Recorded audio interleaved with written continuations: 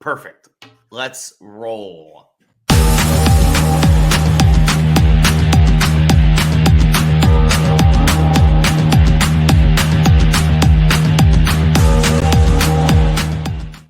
Good morning, good afternoon, good evening, wherever you are. We hope it is good. Welcome to another edition of Geeks Who Like Sports. As always, I am Ray Carsillo in beautiful Los Angeles, California.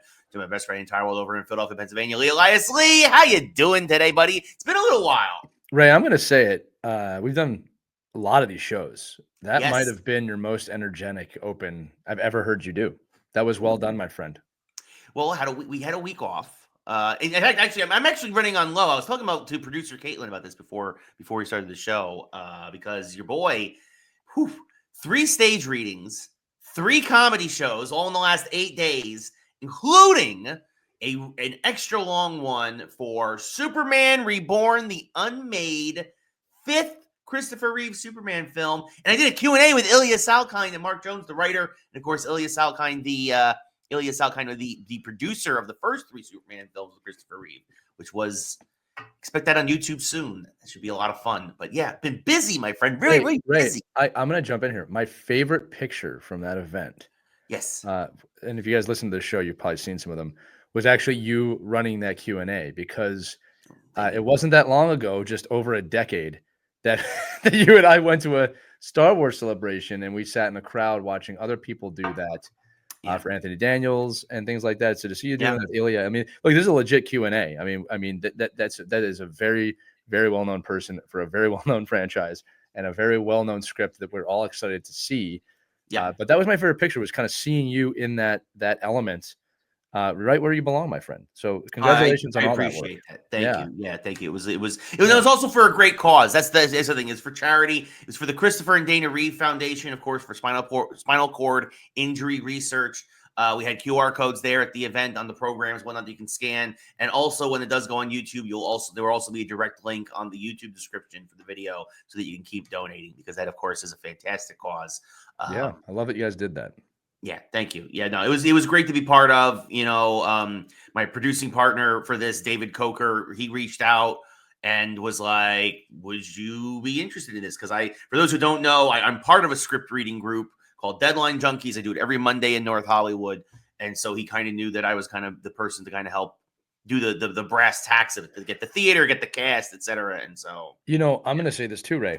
We haven't talked about a mashup for this week, but you just came up with it without knowing it, and I'm going to actually tease it now, so that for those of you who listen, you're going to want to listen to the mashup this weekend. This is not a traditional mashup where I mash up sports and geekdom, but I just realized, and this has been done before, so we gotta be mindful of this. But I'd love to do a crossover. What superhero would you like to see fight a supervillain from another property, maybe? And I don't mean Marvel to DC. I mean, we don't see Superman fighting too many Batman villains, right? We don't see a lot of those. So again, it's been done in the comics. I'm talking about there's several that have never been done that I think we should talk about in our mashup, unless you disagree. No, I think that sounds like a lot of fun. Yeah. Well, then I agree with you. Fantastic. Mashup. So there's the tease for the mashup. But we also have a great show for you right now, folks. We have a lot of stuff. We have a little bit of video game news, a lot of trailers released since last time we were on the air. Big stuff. And of course, a little bit of news from all the sports. But we're kicking things off with the NFL. The NFL. Yes, couple of weeks of football. Where to start? Let's start with the Jets, just because it makes me laugh. Yeah, they lost.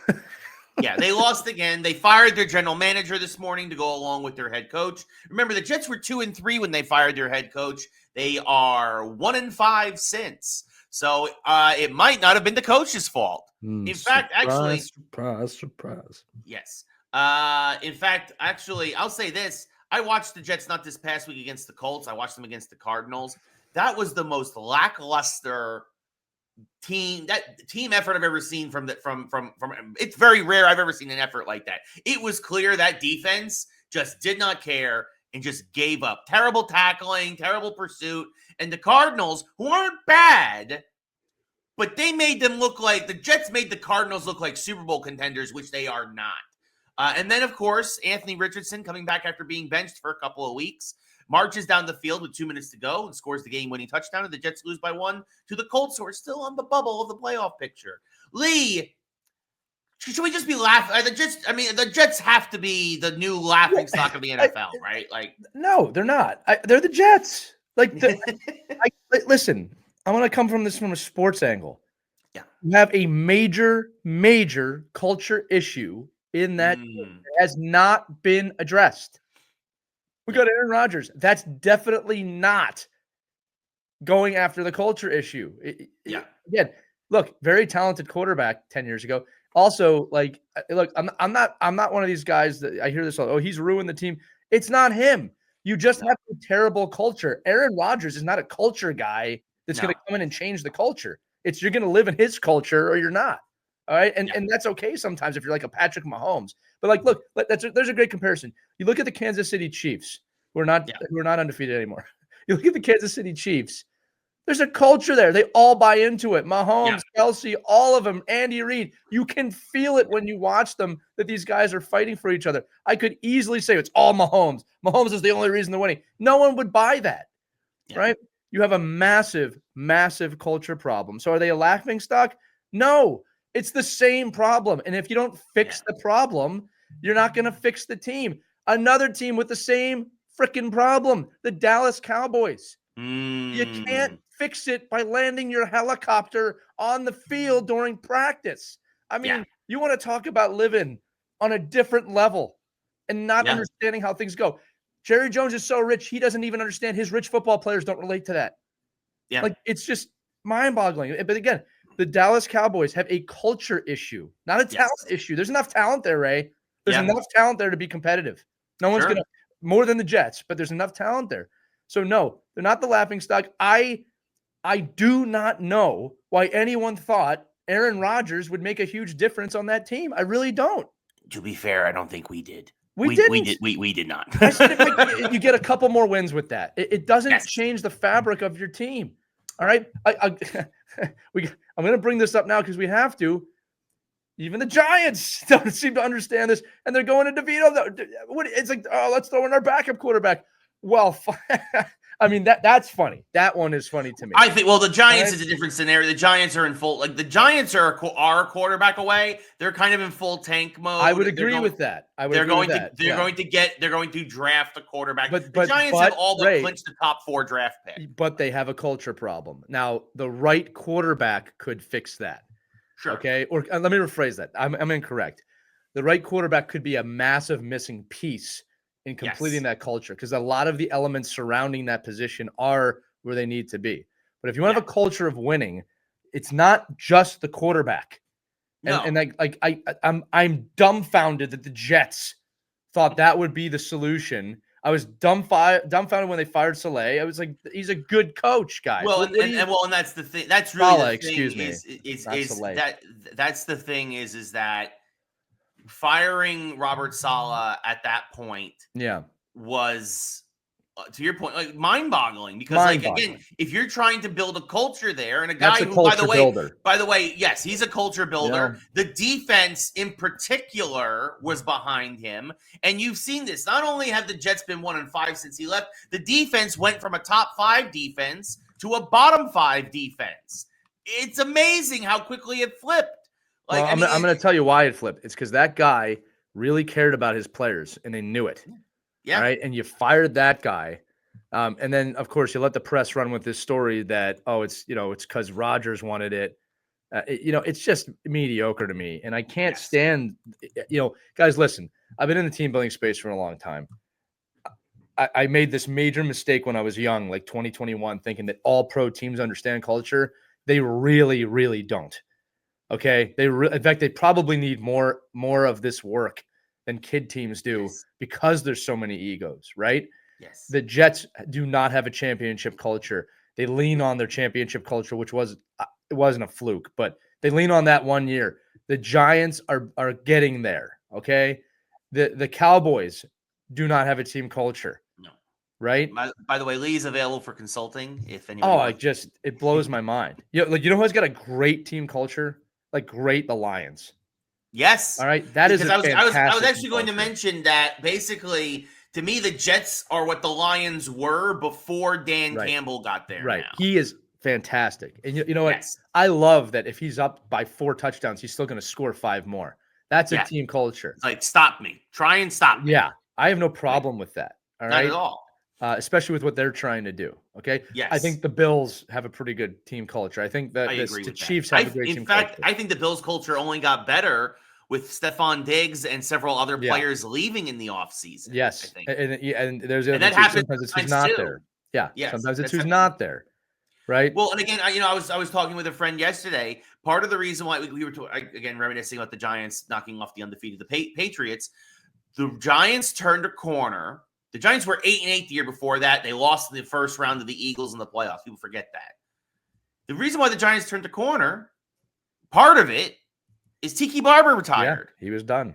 All of a sudden, you don't realize sometimes how, as great as a running back as Tiki was on the field, in the locker room, he might have been a detriment to Eli and to a few others. And then once he left, it was Eli's team. Yeah, well, I remember you guys talking about wanting Rondé more than him, right? Even though they're very different players. But yes.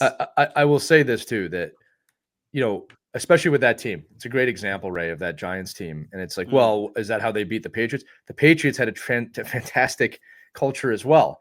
The Super Bowl should be 2 amazing cultures versus each other. And then it does actually come down to the football, which is great. All right. Yeah. And again, like there is no denying the New England Patriots under Tom Brady. There's no denying that team. No. I'm saying this again. These teams with culture problems, and then the fan bases or the ownership, they're like, oh, this will fix it. It's like there is almost no evidence in any professional sport outside of basketball, and I could even make a case there that one player will fix a team.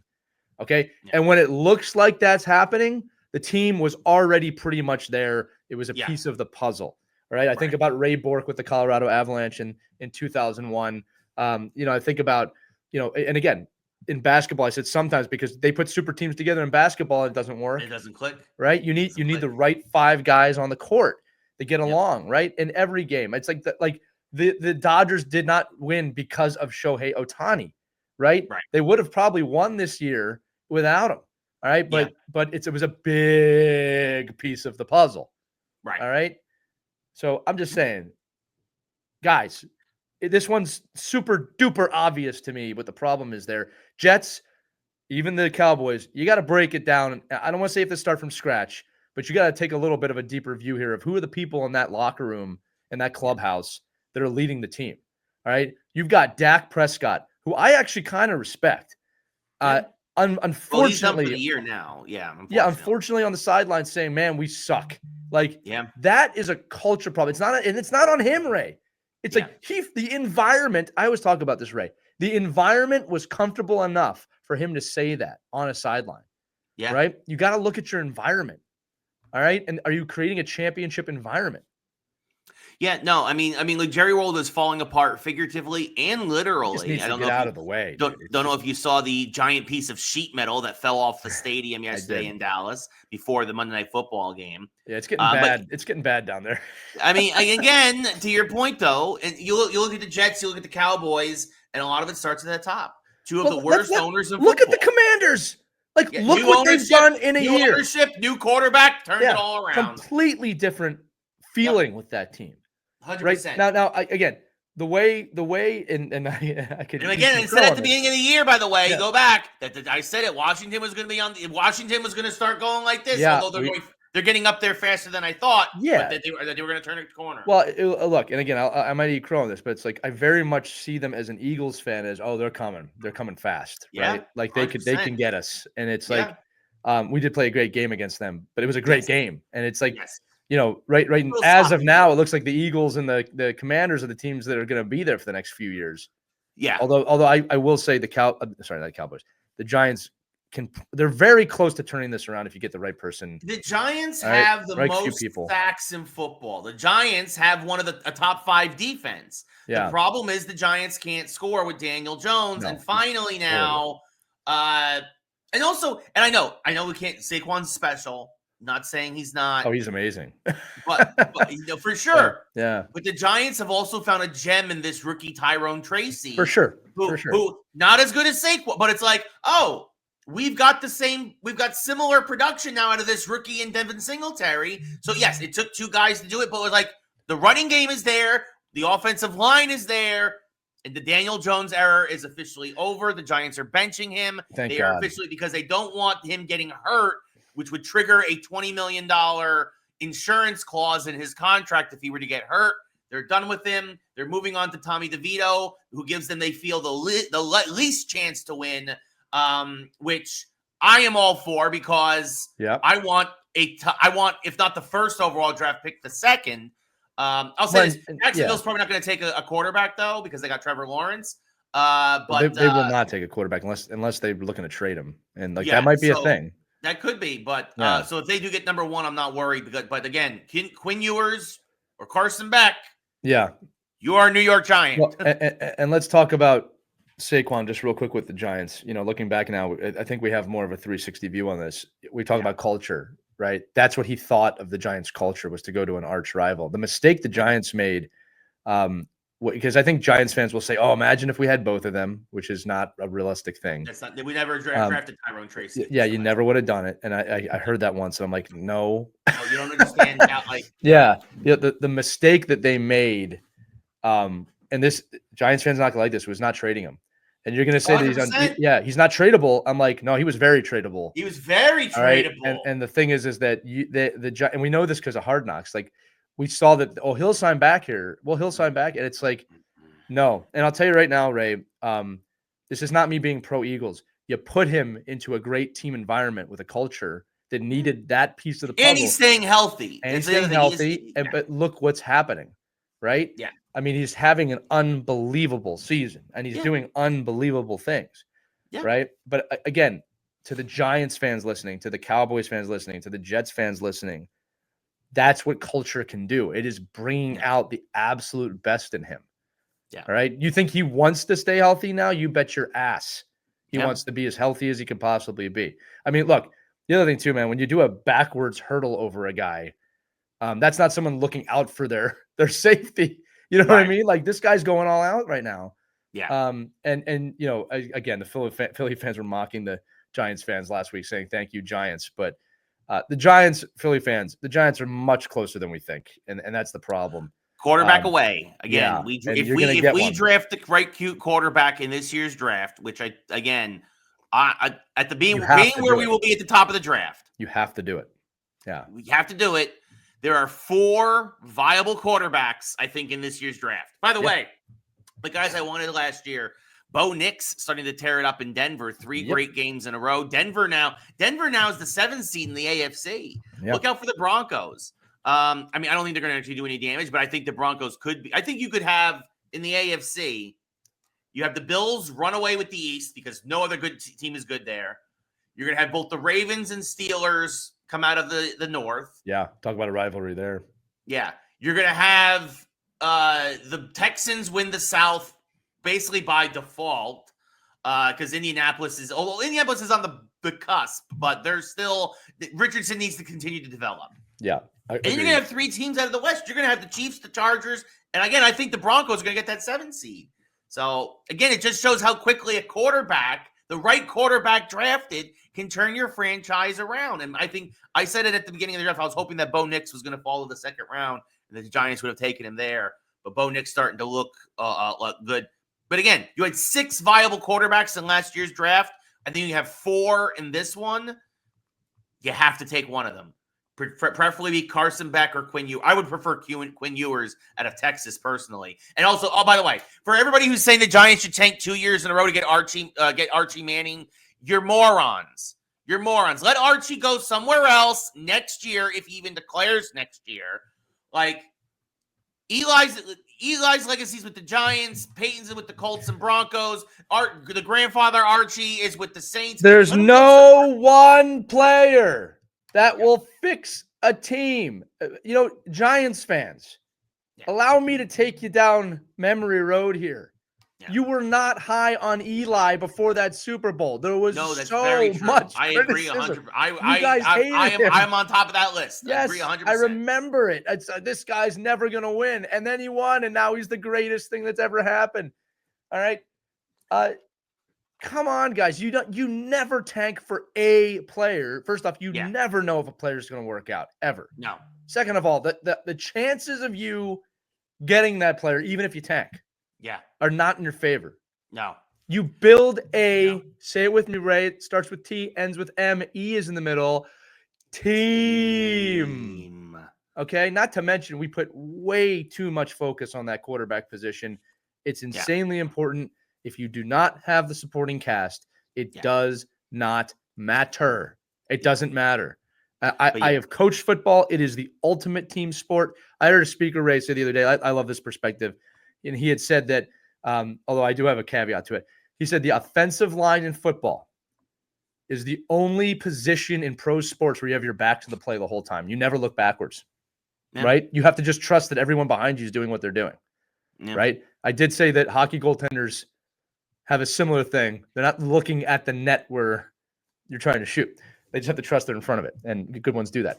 But man, guys, like the lack of understanding on this sport boggles my mind sometimes. Well, I mean, again, that's the thing is like for everybody who if you get a quarterback this year, you do it now. You do it right now. If you could trade for him right now, you do it right now. If it's good. Although I like the idea of getting a rookie. All right, but I'll tell you right now, if the Giants could trade for Trevor Lawrence, I would tell you to do that in a heartbeat. Well, I mean, and again, this also goes back a couple years ago, and everybody laughed at me. Everybody laughed, and I said, I didn't laugh at you, Ray, because I'm not at a comedy club right now. You can laugh at Ray at comedy clubs coming up. Keep an eye on his social media page. Sorry. Ray. Yes. No, I appreciate December 6th, 12th, and 13th. There it is. But I said the Giants should have gotten Baker Mayfield after he left Cleveland, and he was that a free would have agent. been awesome. I said the Giants should have got Baker Mayfield. And look at what he's doing. Now, Tampa's 4-6. It's not Baker's fault. Baker has literally got Joey Bosa from the Niners a couple weeks ago hanging off of his arm, and he's throwing for a first down. That is a guy who is doing everything he can with the little bit that he has around him in Tampa to win. If Baker Mayfield was on the Giants...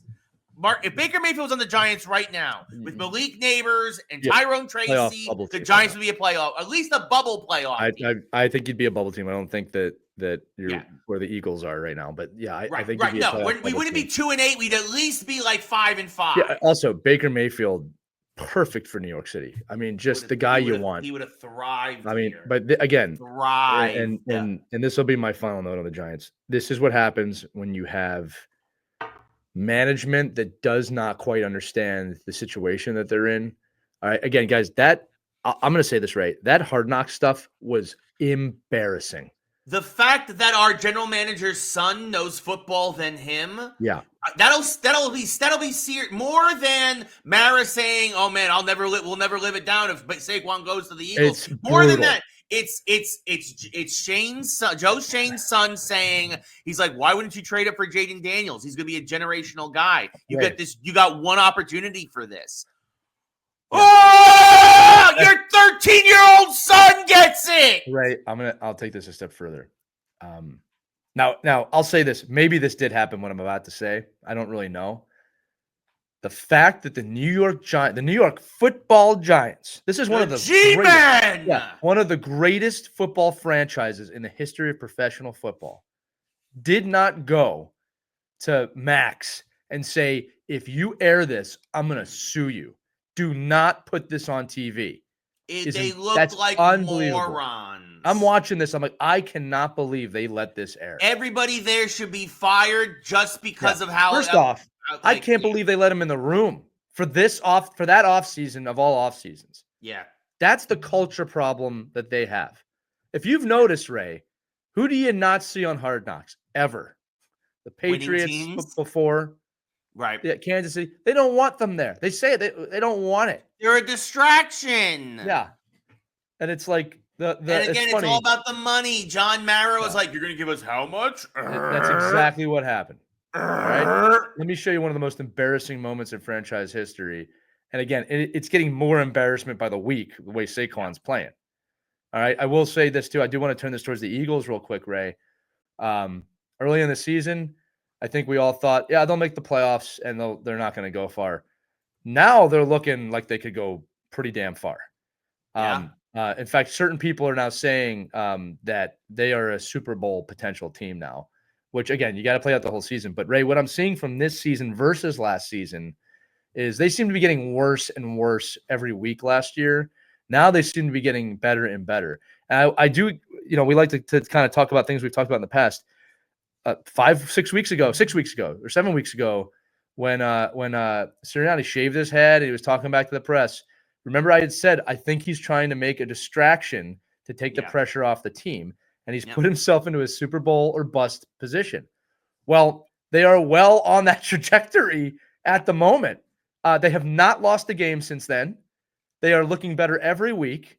Yep. Right? I mean, they're not even looking like they're near their potential yet. Yeah, I love, by the way, all the folks being like, Jalen Hurts sucks at the beginning of this year. Jalen Hurts. Yeah, I don't get it. I don't get it. I think the Eagles are just a far more complete team now than they were last year. I mean, when you put Barkley into this lineup, it changes everything. I think also too, Jason Kelce's replacement.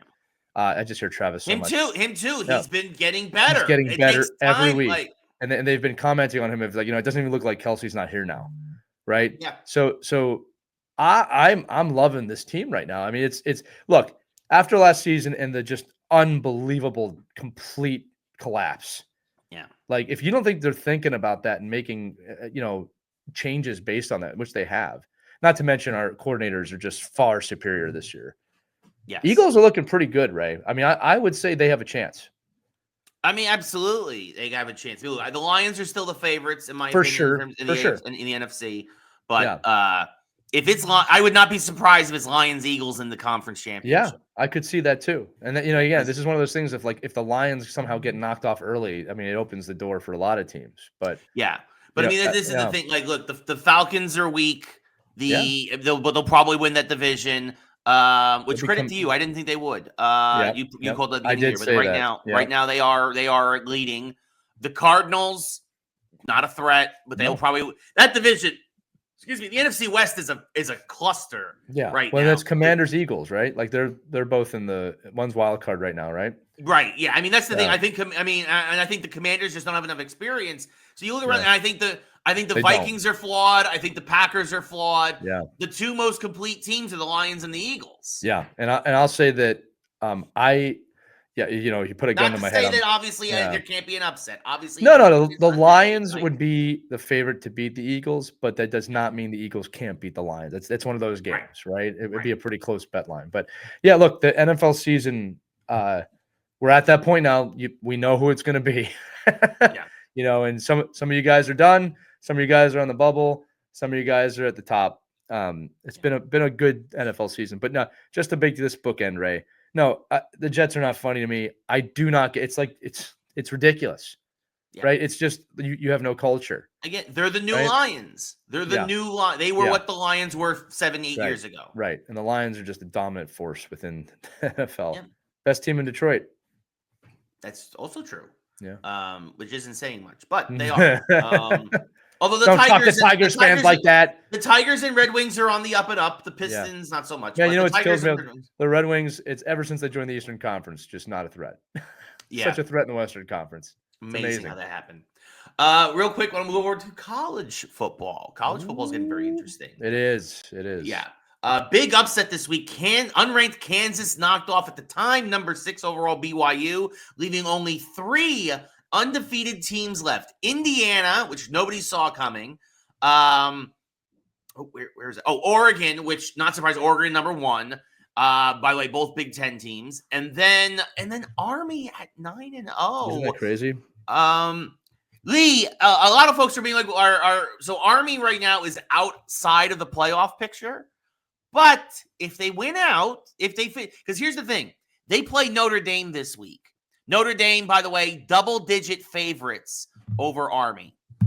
Number 6 versus number 18. If Army beats Notre Dame, they are absolutely in. Not only are they in, they possibly knock Notre Dame out, but they are absolutely 100% in at that point, because then all they have left is the conference championship against Tulane. And then they have the Army versus the traditional Army versus Navy game. mean, if Army finishes undefeated, there is not only are they in the playoff, but they probably get a bye. For those who don't know, the top 4 conference winners will get the bye in the new playoff structure, which I think right now would be, by the way, almost, I think the Oregon, Texas, like 4 of the top 5 teams right now in college football in terms of rankings, Big Ten teams.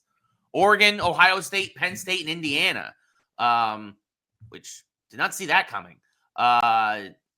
And then you have Notre Dame, who, of course, is one of the at-larges. And then you go Alabama, Georgia, Ole Miss, and Tennessee. They kind of had some tough games the last couple of weeks. But it's getting interesting in college football. And yeah, BYU slips all the way out of the playoff picture with that loss against unranked Kansas. That is a bad loss. They dropped that, and they don't have any more ranked games left, so they're out. I mean, if they win their conference championship, maybe, but because that will factor into the playoffs. But boy, oh boy, they really put themselves behind the 8 ball with that loss, and that was a game that they should have won. I watched it, and it was just a good team playing really sloppy ball. And when you let another team Kansas had some heartbreaking losses this year. Kansas has 5 of their 6 losses by one. They lost by less than one possession, basically, less than a touchdown. You know what's going to be interesting here, Ray? Because the top 12 make it, and it's like I'm looking at Boise State, who's at number 12 right now. Yeah, they have Ashton Genty, who's probably going to win the Heisman. I mean, he's really. You think over Travis Hunter? I would pick him over Colorado? Him. Yeah, only because I just think the strength of schedule is a little harder. All right, and again, I don't think they're going to give Colorado anything, to be perfectly honest. Well, and funny enough, Dion even said that he's like, you all got to stop hating my players because of stuff I did when I played when the NFL. Yeah, and that's going to play into it. I really think so. But what's funny about Boise, and this is what is interesting about this format, they're 12, but they have no more ranked games, right? So obviously they have to win out, right? But it's like, what happens when someone's seated below them, the Army, for example? Like if Army ends up beating Notre Dame, they're not going to put Notre Dame out of the top 12. Right. So it's like that's almost unfair to Boise State. Now, it's far more fair than what we had last year. Yes. So I will say that. But this is good for college football, right? That we're not just talking about 1, 2, or 1 through 4 right now. Yeah. Right. This is good for college football. We never would have been talking about Boise State, that's the thing. There are so many paths for several of these teams, right? Right. Well, and also, Ray, look, when you get to the any given Sunday scenario with these 12 teams, I do, look, Oregon should be there at the end. 100%. Who knows? You don't know. All right. Oregon, that's the thing. Oregon's had some close calls. Oregon just barely. What was the score? I think they won 16-13. I'm looking for the score now. Over Wisconsin, which was the Badgers, another one of those teams that are just feels like a couple players away from being on a national stage again. And Oregon barely got past them. This Oregon team could stumble, and they're 11-0. But we've seen a lot of undefeated teams go a lot of teams go undefeated in the regular season and then stumble late. And then, I'm looking at this too, they're not going to make it in. Colorado's right outside, just right outside looking in. It's amazing to me. But that too, if they win out and they win their conference championship, they could sneak in depending on who else loses. It's possible, but unlikely because they'd have to jump over Texas A&M, Brigham Young again, SMU, and Boise to even get in. But look, I love that we're having, I love that we're having these conversations because in the past 100 years, this wouldn't have been happening. All right. Yeah. And again, I'd rather see a controversy for the 12th seed and not the 4 seed. Yes. All right. So good on college football. This has been this has got to be the best college football season I think we've ever witnessed. Oh, in my life. For me, in my lifetime, this is the most interested I've been in college football because it feels anybody, many teams could be in it. Yeah, it's a great move. And I'll say this too, that what needs to happen, just looking ahead a little bit, I have been so disappointed in national championship games the last couple decades. There's been very few that have been, oh my God. The ones that stick out in my mind are when Auburn won, on a last second play. But most of these things come down to a field goal. And to me, they haven't been great. I think it was Texas USC was a good one. Yeah, that was a great one. That was a great one. Yeah. But That was the heyday. That was like 2004, wasn't it? That's what I'm saying. Like Yeah. like most of them are forgettable, in Yeah, my so opinion. they need to have a great playoffs for this to fortify. But yeah, college football, man, we've really never talked about it. I'm kind of rooting for Army, man. I'm kind Yeah. of rooting for Army. Their path is right there for them. So we'll see Yep. what happens. If they win out, they're in. But they Yeah, have to be gotta beat beat Notre Dame. Notre Dame. They Yeah, and have that's to going beat to be a Notre tough Dame this game. week. But like, Yeah. talk about classic college football matchup: Army Yeah. versus Notre Notre Dame. Dame. Yeah. Awesome. Yeah. So again, it's all right there in front of them. It's Oh all no, in front of I've them, cursed Ray. them. It's all right in I've front of cursed them. them. I've cursed them now. I've You know, cursed them now. speaking of undefeated teams, quickly going to go over to NBA. The Cavaliers become the 4th team in NBA history to start a season 15-0. The last 3, by the way, have all made the NBA Finals, although only one of them actually won the trophy. That was the 93-94 Houston Rockets. Including, and the one, of course, with the longest winning streak was the Warriors a few years ago, who were up 3-1. They set the single season wins record with 73, and then, of course, choked and lost 3 in a row to LeBron and the Cavs. Speaking of the Cavs, This is an LeBron amazing and the final. Cavs. Yeah. Lee, what are your thoughts right now on this unbeaten streak for the Cavs? They are playing the Celtics tonight, which, of course, would be a great chance for that streak to be snapped. The Celtics are 11-3. Knicks are doing okay at 8-6, by the way. What are your thoughts on the unbeaten Cavs? Look, it's always great to see a team find success early in the season, but it's just too far early in the season for me to go wow to the point of that. Like, you have to maintain that. You have given yourself now every opportunity to be a really powerful team this season. Don't blow it. I'm serious. I've seen teams have a hot start. I've seen a football team last year go like 10-2 and then lose their last however many games. And like, it's a great start. But as I said before, with culture things, right, you got to be able to maintain this for a long time. Again, what a start like that does is it gives you breathing room, right? Yes. And that is very important. Okay, don't get me wrong. If you want to become it's a long playoff season, team, but it's a long season, and that is what, 20% of the schedule. I mean, not even, right? Like, so it's 80 something games, right? Right. So it's like, okay, great start, and I love it. But let me tell you this: no one ever plays for the streaks; they play for the championship. Yes. All right, it doesn't matter what team it is. Ask the New England Patriots if the streak matters more than winning or losing that Super Bowl. Yeah, no, I mean, absolutely. Yeah, no, exactly. They have one giant loss. That's all anyone remembers. Yes. So, yes, and that could have been the greatest football team of all time. I mean, they would have been if they went 19-0. They may be, but we don't talk about that because they didn't win the big game. Right. Right. Yep. And they had several opportunities to, but they didn't take advantage. Ha ha ha. Anyway, Lee, also your 76ers are really stumbling out of the gate. A lot of controversy in Philadelphia with that right now. Yeah, they are playing like horse manure. Yeah, poop. What are your thoughts on Embiid? Obviously, they brought in Paul George from the Clippers. It's the same thing. It's the same thing, but opposite. Obviously, they do not have breathing room, but it's early. Yeah. It's still somewhat early. All right, like, that is not a good schedule. I'm sorry, not a good ranking. No. Okay. 2-11 is a very 2-11 is very bad, but you right the ship. Who knows what happens? Right, they're not looking good though. Right, the Embiid thing was such a distraction, and I blame the Sixers, I blame him, and I blame the media for creating such a controversy out of something that could have probably have been solved with a good interview, and just showing once again how dumb sports journalists are. This was more a gotcha than, well, listen, let's talk about why you're doing a workload thing. And Charles Barkley going, the money. It's like, all right, guys, focus on everything but the basketball. We'll see how this goes. Yeah. Yep, and it's not going well. So that's the NBA update. Moving over now to a little bit of baseball.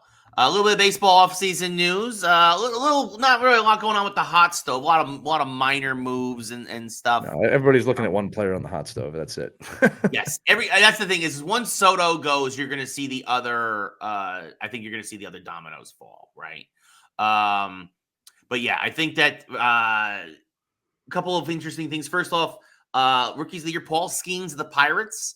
Not too surprising, but maybe a little bit over Jackson Merrill for San Diego, who played the whole year. But Paul Skeens was just absolutely dominant once he got called up for Pittsburgh, had an unbelievable run, and hopefully the Pirates actually keep him instead of letting him go somewhere like Houston, like they did with Garrett Cole, before he went to the Yankees.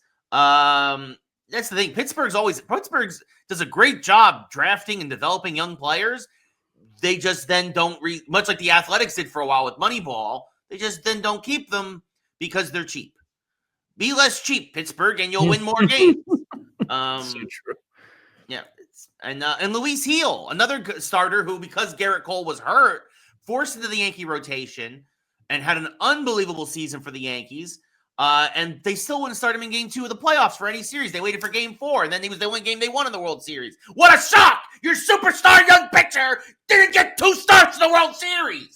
Anyway, Wow. Luis Heel, 10th Yankee ever to win Rookie of the Year. And so congrats to him. So, Lee, thoughts? I mean, we're gonna hear MVPs and Cy Youngs. Well, other stuff's gonna be coming out soon. Those are the first awards given out so far here. Big awards, in my opinion. Like I think you've had Silver Sluggers given out as well. What are your thoughts on Luis Heel and Paulson's couple of starting pitchers getting Rookie of the Year this year? Yeah, look, I'm fine with it. I mean, that's good for baseball, right? It should be spread out. I mean, the baseball offseason, I tend to tune it out because I'm usually pretty used to. Well, growing up, I was used to not being involved, Right. and now it's just being disappointed. So I'm just gonna let that sit there. I'm well in the hockey season right now, Ray. I'm fully immersed in the NHL. But look, I'll say it again with the hot stove in baseball. I don't really love that it's about one player, and I feel like we just did this last year because we did. Yep. And so it's like, all right, he'll go somewhere. They'll be the team to be favorited to. Now, I gotta ask it. If the Dodgers pull him, which is very possible. Don't even bother watching next year. Yeah, it's like, what's the point? Honestly, don't that. And this is where it's like, what's the point? It's bad for, and I'll say this again. And I'm glad in the way that Soho has said it. That's it's not Soho, Soto. Soho, you're in Soho. So, Soto has said that he will not do a deferred contract like Shohei. Yeah, he wants his money. And I said this again. In 2026, when the CBA is up, that loophole that Shohei took advantage of, and honestly, and good on him. Like, I get it. You can't blame the guy.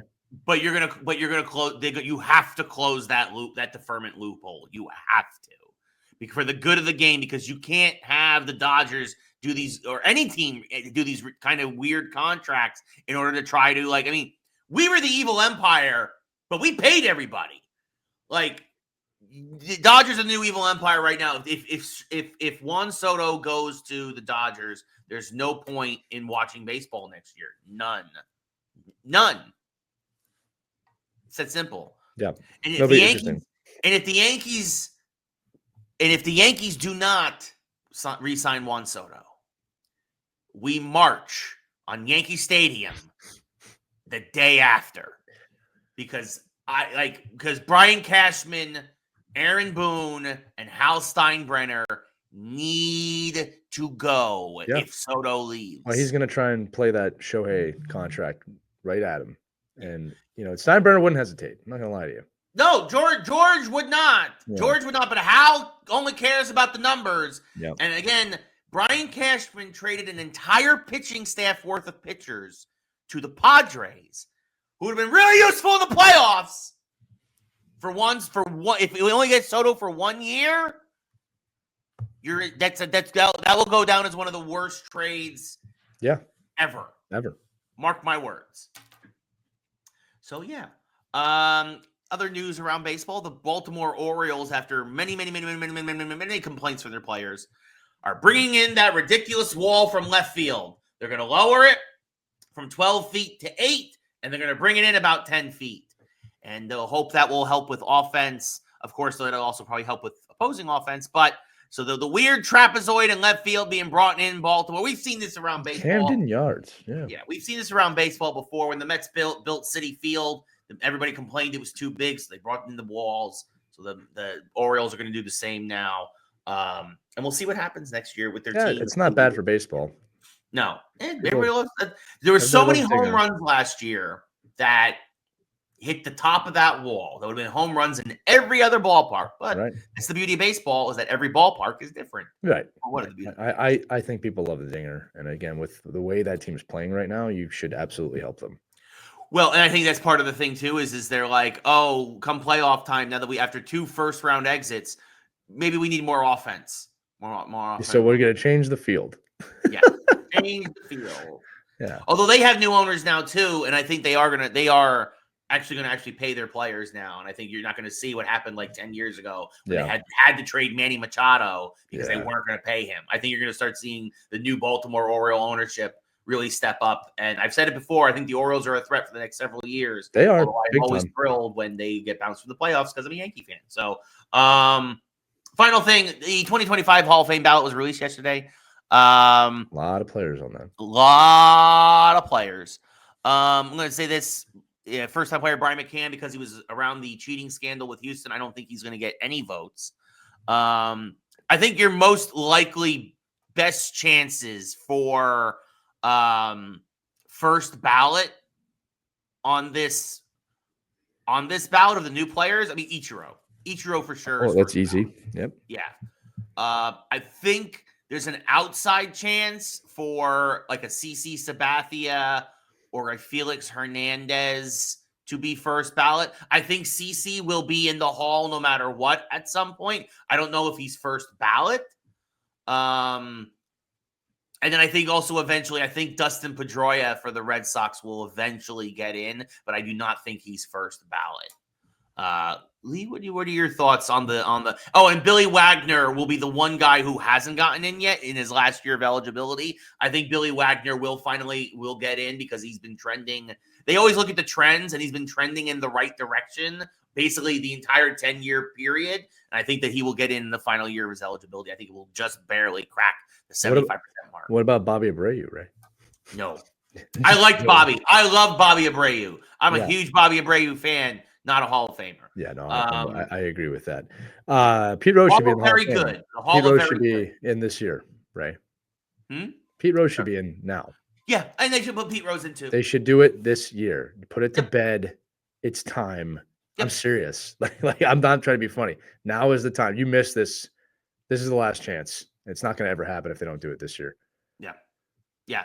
Just it's it. We said now while he's alive. Well, now he's put him in as a builder. I don't care. Just put him in. Yeah. Yeah. No. So anyway, if I was voting for the Hall of Fame, my Hall of Fame would probably be my ballot would be CC Sabathia, Ichiro, Dustin Pedroia, and Billy. Yeah, I think that's fair. Yeah. So that's the baseball news. Not a lot of baseball. Anyway, moving on. Talking about people buying stuff and everybody trying to buy stuff up and talking about Juan Soto and all this other stuff. Sony, desperate for developers after firing everybody. They are looking to buy Kadokawa,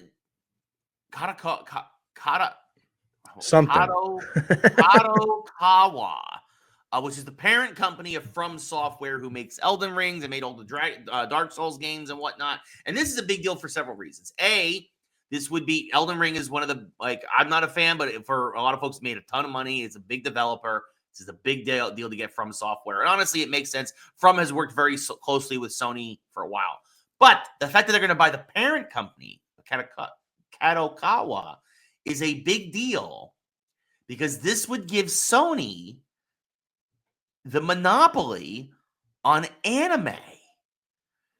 Sony already owns Aniplex and Crunchyroll. Kadokawa is another major anime publisher of manga and of anime books and whatnot. This would give Sony a stranglehold on anime coming all throughout Japan and anything that comes here to the States. Lee, what are your thoughts on Sony cornering the anime market, which I did not see coming this morning? Yeah, I didn't see that either. I don't know, right? Look, I can't tell if this is a power move or a desperate move. Does that make sense? Yes. Because it's a big market. It's not a small market, right? I mean, there's a lot there, but it's also a consistently failing market. Yeah.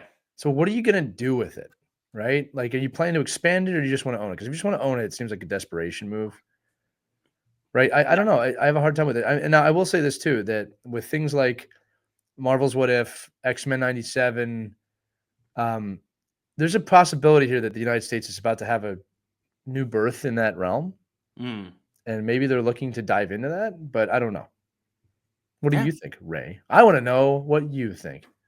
I think it's a little bit of desperation. Yeah.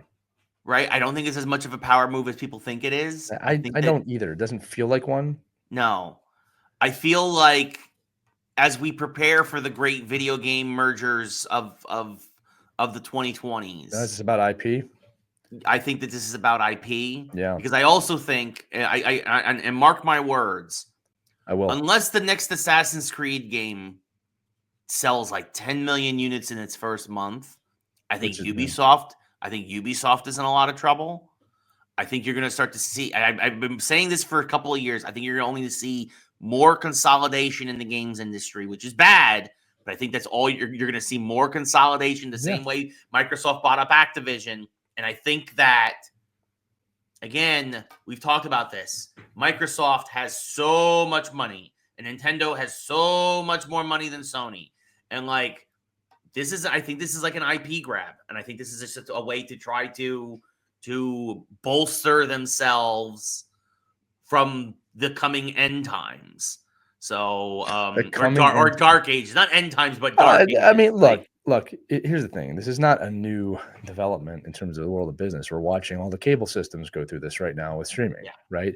So the same thing's happening in gaming. It's just what happened is you got these bigwig morons that go, oh, gaming is doing what streaming did because they're going to streaming. And it's like, yeah, you guys don't really understand the market. But that's what's going to happen because they rule the market. So I think it is an IP grab.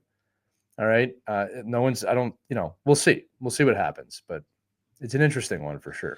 For sure. It's something to keep an eye on.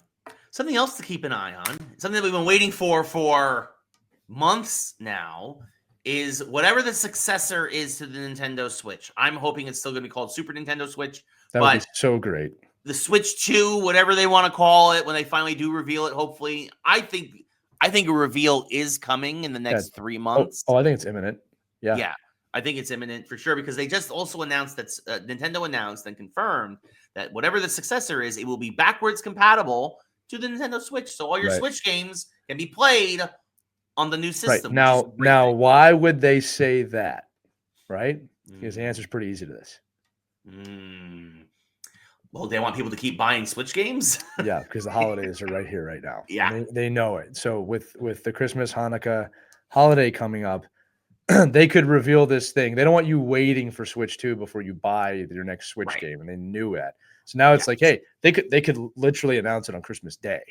Yeah, and you know, it supercharge you to go buy some Switch games because you're going to be able to play them anyway. It's actually a really smart move, and I think if they're smart, they will announce this around the holidays.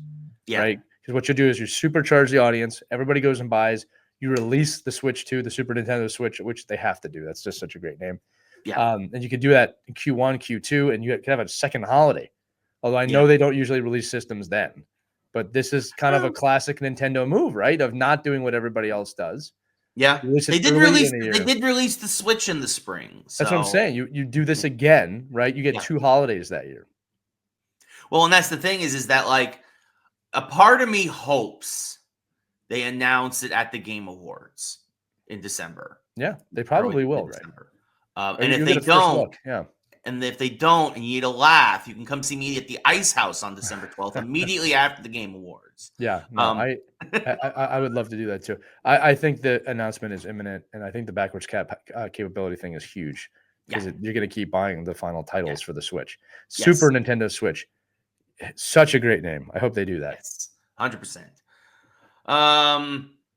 Yeah, so moving on now from we mentioned Marvel a couple of times. A lot of Marvel news the last couple of weeks. Yeah, a lot of coordinated news too. A lot of trailers out of nowhere, kind of right. Yeah, it's all of a sudden one day we had all these great trailers come out. I was like, oh, this is great. Yeah, yes, yeah. I mean, I get it, right? We got the new Cap movie, got Cap 4 coming out in February, Thunderbolts in May, and a new What If season. Yeah, didn't see that dropping over the holidays again. Let's start there, Lee. What If? See, they said this is the final season of What If. Which but we saw probably a good thing. Yeah, I think they kind of realized it, but we see that Uatu, the Watcher, is in trouble with the rest of the Watchers, which happened in the comics because again he interfered, but he wasn't supposed to. We saw Storm from the X-Men, which might be the first way to kind of crack open that a little bit more into the larger MCU. We saw an Avengers Voltron thing, which was kind of crazy looking. A whole lot of stuff going on in that trailer. Lee, are you excited for What If Season 3? Because I'm surprisingly excited for Season 3. I'm looking forward to it in the sense of Season 2. I didn't think it was that great. I thought Season 1 Not was as good as Season 1. Yeah, Season 1 was amazing. Season 2 was like, okay. That was like a Saturday morning cartoon season. So I'm glad that they've already teased it as, okay, this is the finale of that. It's going to bring all 3 seasons together. Yeah. They've done a great job of bringing in their newer characters, I guess, since this has started, to give you kind of a trade-off point. I do not think it's going to affect the larger MCU, Ray. I think that the 3 seasons are their own thing. And like that's also in the nature of What If, right? Like in the comic books, they don't become anything canon, right? It's always a what if. Right. So I think you're gonna get the Watcher's story. And again, I know we did see the Watcher in X-Men, right? But I don't know if that's gonna play into it at all. In the sense of this, sorry, I don't think the Watcher is gonna play into the future episodes of X-Men. I do think that episode is going to play into What If, because he was there. And again, the Thor storm is always a cool thing there as well. But what's interesting to me, Ray, is that, and this has come up, and we'll kind of, I'm gonna parallel jump here. I really hope that this inspires Disney to do a Star Wars What If, because those comics were fantastic. Yeah. And I think you could have a lot of fun with that. We've always wanted animated Star Wars. The ones they've done have been pretty well received now. Yeah. And when I say animated Star Wars, my friends, I'm not knocking Rebels or Clone Wars. I'm talking about with the original characters. Right. Everybody's always wanted to see that. So I'd love it if they flipped over to a Star Wars What If, just to see how that would do. Yeah. But no, I think this is going to close the loop on that, and they'll move on. They've done enough with the multiverse. It's time to start bringing that home. Yeah, I think to start tying up those strings, or I mean, who knows? Maybe we do get a Dr. Doom tease out of this. We'll see. I don't know. Maybe. Yeah, we'll see. I don't think they're going to give us anything with that. I have heard that there's actually going to be. We are going to start getting the Doom teases in the live action films soon, though. Oh, 100%. I mean, look, I'm interested to see how they're going to close this loop. I mean, you can't just let Kang fester. Yeah. You got to bring that home. So we'll see what happens. Even if it is like you said, Doom just obliterates everything. Yeah, you can fly over that day. Oh, you brought everybody together all at once. That was dumb. Boom. Yeah. No, for sure. We also saw we got a new Cap trailer. Yeah. We saw Harrison Ford in Red Hulk form, and I was surprised at how good it looked. I thought it looked great. I'm actually really excited to see how this goes, and I think that my prediction. My prediction is that, and this would make sense, is that obviously Thunderbolt Ross is the bad guy all along, right? That basically he's the assassination attempt on the president, and it's just all staged for him to grab more power in the Marvel universe as Thunderbolt Ross, because he's a general and that's what he does. That's what his character has always been about, and I think that's when he becomes Red Hulk, and it's just all about I think you're gonna find out that actually Red Hulk is the big bad in this film, and that he's just playing everybody. But I'm looking forward to seeing it anyway. I think it's gonna be good, and I'm always excited, and I love the fact that Harrison Ford seems really excited, and he seems. It's funny, he loves everything he's ever done except for Star Wars, I think, at this point. So Lee, what are your thoughts on Red Hulk and Captain America 4? Yeah, I'll expand upon it a little bit too. Like I want to see if this ties into Thunderbolts at all, for obvious reasons, because they added this asterisk at the end of that title now. Have you seen that? Yes. So that's that wasn't there before. That was a new development. So Thunderbolts with an asterisk was not like that in the previous trailers. They went out of their way. Not all of them. They're not the original ones, right? Yeah, I'm saying they're going out of their way to show you that. Yeah. So that's one thing. The other thing too is anytime you see a Hulk, are you going to see Hulk? Yeah. Right? Are you going to see Scar? Right? Because we haven't seen this kid yet, and they kind of brought a kid into the universe and just left it there. At the end of She-Hulk, yeah, I know. Which is like, okay. Yeah. So I think your prediction is very likely. It's been testing poorly with audiences. I wish people would stop sharing crap. Stop saying that. They said the same thing about Wicked like all those years ago. Yeah. Wicked's gonna murder the box office. So it's just going to be a very interesting, but I'm looking forward to it. That trailer looked really great. I like the way they did it. It feels like old Marvel, right? 10 years ago. It feels like, Captain America, Winter Soldier type feelings, which is to date the best movie they've made. So we'll see what happens. Yeah, and I also like that Isaiah Bradley is going to have a bigger role in this. Almost like it seems like a Manchurian Candidate kind of thing. Totally. It looks like where he's like, I don't remember what happened, and like I think it's going to be all Thunderbolt Ross. I think the leader. Obviously, we know the leader is in this for sure too. But I think that you're going to have maybe Thunderbolt Ross sells his soul to the leader, figuratively, obviously. Maybe. No Mephisto here. It depends how corrupt they want to make the U.S. government in this film. Well, or even just Thunderbolt Ross, right? That's his character, right? He's not a good guy. Yeah, I mean, like they teased the big fight as Red Hulk versus Captain America. So we'll see what happens. We will see. And then the Thunderbolts trailer is a lot of fun. That really came out good. I am curious to see. There are rumors that they're going to kill off one of the characters actually pretty quickly or pretty early, kind of almost like Suicide Squad did with a few of them. There's rumors that maybe Taskmaster or somebody kind of early on, but we'll see what happens. But I love that you're bringing back all these fringe villains and whatnot. They're coming back, and this is what the Thunderbolts is. Well, there's one person very much missing from the trailer. Taskmaster. No. I'm trying to remember. I know, and this is why I'm not teasing you, Ray. No one seems to be remembering that this person's around. Who is it? Baron Zemo. Oh, yeah. I mean, I don't know. Nowhere to be found. It's true. He's involved in Thunderbolts. Yes, he is involved in the Thunderbolts in the comics. And I'm curious if they'll use him at all here. Well, I don't think he's going to be killed off. I think he won't be killed. I think there's a reason. I think they're going to kill off Taskmaster. Taskmaster would make sense. I mean, nobody. Yeah. Who cares? After the Black Widow film, everyone was. Yeah, it's like okay. Now we see Taskmaster for a moment, but it's all right. That is the rumor, though. And Bob. We can't forget about Bob. Well, I mean, and that's the big thing, right? Is that basically Bob is the Sentry, who's one of the most powerful characters in Marvel Comics, and it feels like that Bob is going to go off the rails, and when he does, that's your big bad for the film, right? So, sorry, I hate that they're just calling him Bob. No, I think it's hilarious. They're trying to make sure people don't know who don't know. But where's Baron Zemo? All right, he is major part of Thunderbolts, so I'm interested to see where he's going to pop up. Well, and that might be your lead-in. That might be your connection from Cap 4 to Thunderbolts. Yeah, and I think they will connect those two films. Yeah, and we got Julia Louis-Dreyfus as the Avengers Tower. Yep. No, I'm excited. I think bringing everybody together. I think Marvel's going to start hitting its stride again, and I think that it starts. I think it starts with what's a Brave New World, and then we get into Thunderbolts. Yeah, they're doing a good job. It's less is more. Thank you, guys. Yes. And then Wonder Man. They announced Wonder Man out of nowhere. We talked about that a couple of weeks ago. Yeah, the Wonder Man show, which with Ben Kingsley, his actor character coming back. Talk about it's just I got to bring it up again. It's like, wow, they're doing Wonder Man. Okay.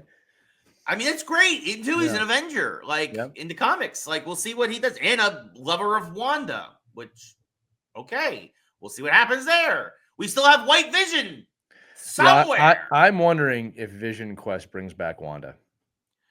Yeah. I think Vision Quest, the more I think about it, is going to reunite the family. They're going to find Tommy. They're going to get Vision. Yeah. And they might bring back Wanda in the Darkhold. I think they will. Yeah. So exciting. One last Marvel story. Kevin Feige said this and we actually mentioned Sony earlier. He says that Miles Morales will come to the MCU after the third Spider-Verse film, whenever that is. It's the thing. We're all still waiting on that. There are rumors, though, we are going to get more news on that shortly. Yeah. Looking forward. But we haven't yet. So, Ray, what's interesting about that is that, I hope they do this right, because I know Tom Holland has said multiple times he really wants to bring Miles Morales into the MCU. Yeah. The issue is this, is that I mean, and look, they could do away with this. I don't think anybody's gonna have a complaint about it. But Miles Morales Spider-Man is the only Miles Morales Spider-Man. That's one of the things that's really unique to him and that I love. Yeah. Now, again, the video game has one. I mean, but the argument should be that's all the same person. The animated one, the video game one, are all the same Miles Morales. So I don't know if they're going to go that route. I don't think so. I know, which is interesting because I wish they would. All right. Yeah. I wish they could bring him over, but there's a lot to do there. But I think I think that's why they canceled the video game DLC, or part of the reason. Probably. I mean, look, here's the thing. I think that there's many different. One of the things about Miles Morales that I love that makes him so unique is he's the only one, right? And again, I think that and they're doing that in the animated movies. That like it's clear he's the only one, right? Like he don't want to become Spider-Man anyway. No, that's what I'm trying to say, right? Yeah. Because it's clear that in every other universe, he doesn't. He's just not. He's just a kid. He's just a kid, or he becomes the Prowler, and the one that he's the Prowler. Like in the animated one, you guys can go back and watch this. When he meets Spider-Man the first time in the first film, all of his colors for the spider sense are the Prowler's colors, and then he meets Spider-Man, and it turns into the red and blue. Yeah. Like originally, it's like purple. It's like there's so many nods that he's Prowler. Yeah. Right. In every other universe. I mean, by the way, those films are so masterful. I really do think that might be the best thing Marvel has done is the Spider-Verse films. Yeah. But yeah, we'll see. I've always liked that uniqueness that he's the only one, that there's not 15 different versions of him. And then, like I said, it's a shame that Spider-Man Noir has beat him to live action. It doesn't make any sense. Yeah, I'm not excited for that at all. I would have been excited if it was like a short, there's nowhere to go with that. Or animated again. Yeah, that would have been better too. But I mean, it's like, well, not like Spider-Man Noir is going to usher in a new noir, oh, this is great. Yeah. No, yeah. It's interesting to see. It's gonna be curious to see what happens. Yeah, I love Miles Morales. Yeah, no, for sure. All right, one last story this week, and I'm putting it on the rundown just because I think it's so funny. I couldn't stop laughing when I heard this. So Wicked is coming out. I'm not a big musical theater guy, but I've seen a few. Never seen Wicked because I think The Wizard of Oz is just perfect the way it is. I don't need anything else. And I'm an old man and get off my yeah. Also, to be fair, when Wicked first came out on Broadway, it was also like ridiculous tickets, and I'm poor. Well, yeah, I mean, it was like there's a barrier of entry sometimes with theater. That's not great. But Wicked, they turned it into a film. It's gonna probably dominate the box office for the next couple of weeks. It will do very well. Yeah. Yes. It's coming out this Friday. And obviously, when you have something like this, with a franchise like this, tons and tons of merch. And Mattel. Mattel. Yeah. They made Barbie dolls of Glenda and the Wicked Witch of the West, who's the name they give her in the film. I don't remember. It begins with an E, Elf of whatever. But like I call it a Wicked Witch of the West. Again, old man.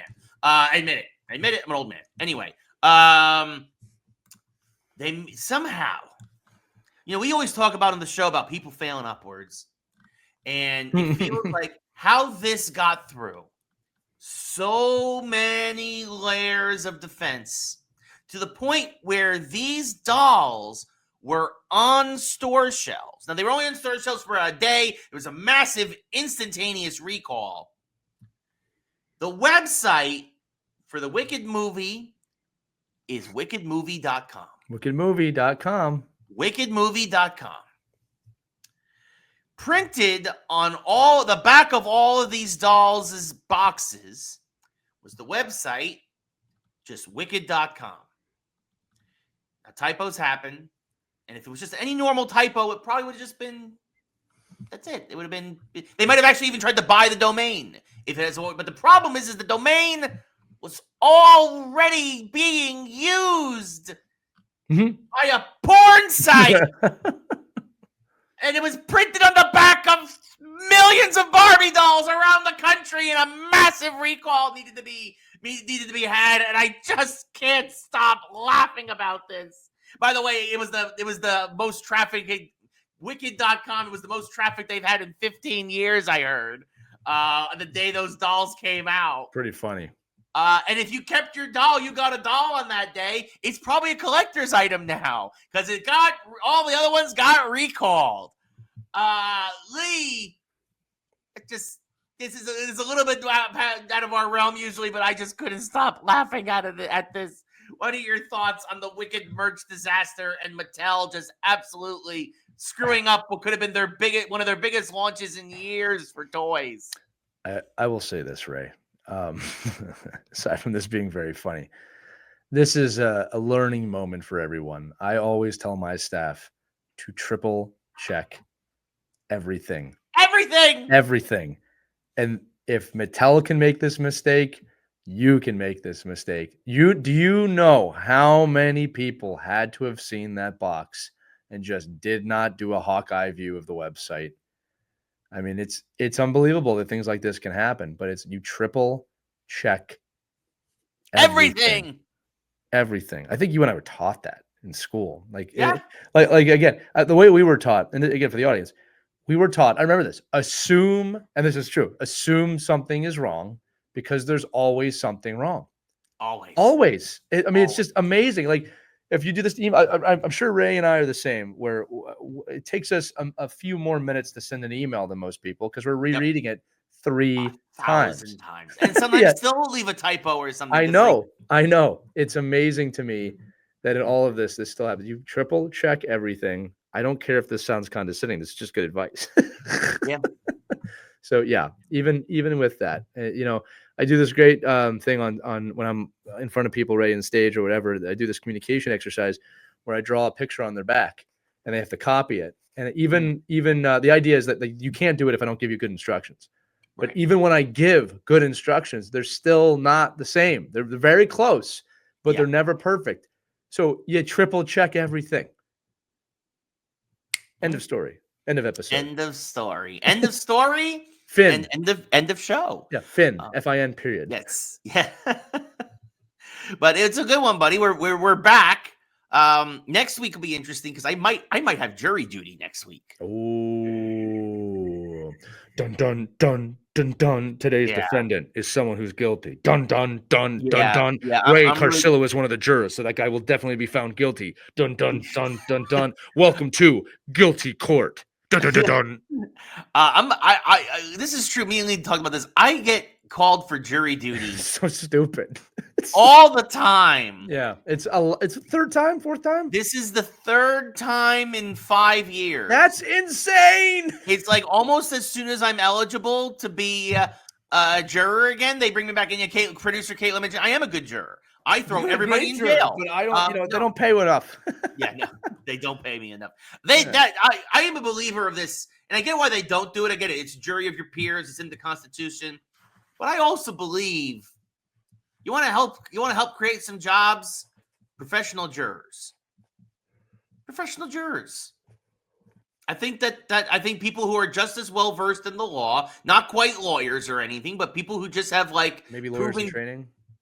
Oh, that would be good. Interesting. I think, and you pay them an actual living wage. I think I want to see you as Donald Trump just going, "You're guilty." Over and over again. You're guilty. I conferred with the best people. Me and the other 11 people have decided that you're done. As someone who is guilty but has not been found guilty but has also been found guilty, you are guilty. You are guilty. You are fired.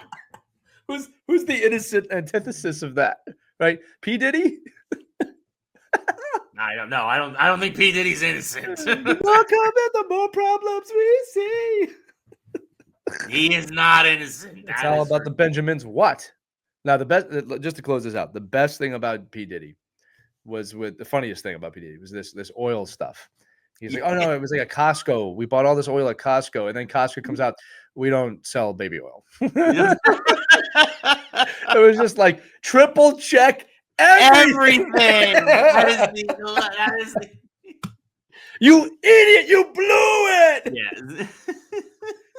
You could have said oil emporium, and everyone would have agreed. Like, oh yeah, buy in bulk. Buy in bulk. You picked the one. The one buy in large store that doesn't sell oil. You schmucks. Triple check everything. Unbelievable. I'm surrounded by the best people. Anyway, You're guilty. You're guilty. You're burnt. But yeah. So yes, if I get called in for jury duty next week, we will show may get delayed postpone. again. Yes. Oh, Let's just do it live from jury duty. That would be something. Can you imagine that? Live from the Los Angeles Municipal Courthouse. No, it'd be more like this. It would be more like live from the municipal courthouse. I know it'd be stupid. I'm Ray Carsillo in a dark room with other people, and this Lee Elias, who fit in a place I wish I was right now, Philadelphia, Pennsylvania. Lee, how are you doing? Oh man. Dun dun dun dun dun. The Carsillo's court. Carsillo's court. Come on. It's like Night Court and Judge Judy together. I'm gonna turn it into a comedy bit for sure. For sure, it's gonna be a comedy bit. Bum bum. But yeah, so yeah, I got jury duty. Ray, end the show. If I get called, the people gotta go, Ray. The people listening have to go. They have to go. If I get called for jury duty next week, we may take a week off, and if so, we'll wish you a happy Thanksgiving now. But if not, we'll be back next week. We'll wish you a happy Thanksgiving again then. But yes, for Lee, I'm Ray, and this has been Geeks Who Like Sports. You're Lee, I'm Ray. Hit the outro. There we go. You're guilty. You're guilty. Yeah, I'm surrounded by all the best subscribers. Best people comment below. Geeks Who Like Sports. The best people comment below. I love that.